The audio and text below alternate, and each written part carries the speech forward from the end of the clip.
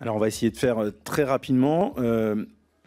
Alors, ça peut paraître ironique, hein, mais la très grande majorité de vos questions ont une réponse simple. C'est des moyens humains dans les écoles.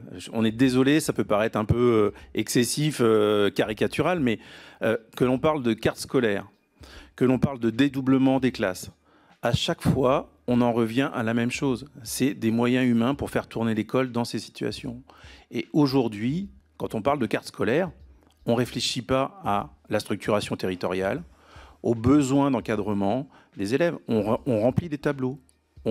Les DAZEN ont des dotations de personnel, et avec cette dotation de personnel, ils doivent obligatoirement mettre les enseignants et les enseignantes dans les classes. Voilà. Donc quand on est à moyen constant ou en suppression et qu'on est dans un contexte de déficit d'attractivité et donc de problèmes de personnel, eh bien oui, on gère la pénurie. Et là, la pénurie, elle est plus que conséquente.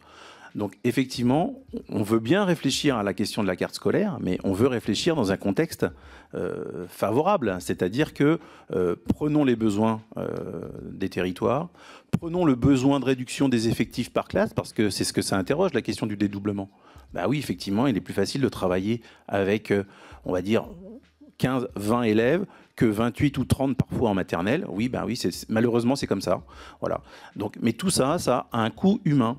Alors j'entends effectivement les remarques sur les dépenses qui sont faites dans l'éducation, notre place par rapport aux autres pays de l'OCDE, par rapport à l'investissement national, sauf que au-delà et derrière ces chiffres, il y a la réalité de terrain. Je pense que ce matin, de façon unanime, que ce soit du côté politique et du côté syndical, on s'est rendu compte qu'aujourd'hui, on est à 8 jours de la rentrée, il y a encore des classes et des écoles, on ne parle que du premier degré, où il n'y a pas d'enseignants et d'enseignantes. C'est ça la réalité aujourd'hui. Et tant qu'on n'aura pas gommé cette réalité, on aura du mal à parler d'autre chose. Parce que enseigner, c'est d'abord avoir de l'humain dans les écoles. Et tant qu'on ne l'a pas, on ne peut pas avancer. Un mot rapidement sur la question des AESH privés. Ben oui, mais là aussi, les familles, quand elles sont confrontées à un vide institutionnel, eh ben, elles trouvent des mesures compensatoires. Et le compensatoire, c'est le privé, comme dans beaucoup de cas, comme aussi parfois la scolarité de certains élèves. Il y a des territoires où il n'y a pas d'école publique, eh ben, on va dans le privé. C'est la même chose. Voilà. Et malheureusement, le recours à ces AESH privés, c'est aussi du déterminisme social, parce qu'on sait très bien que toutes les familles ne peuvent pas y avoir recours. Je vous remercie.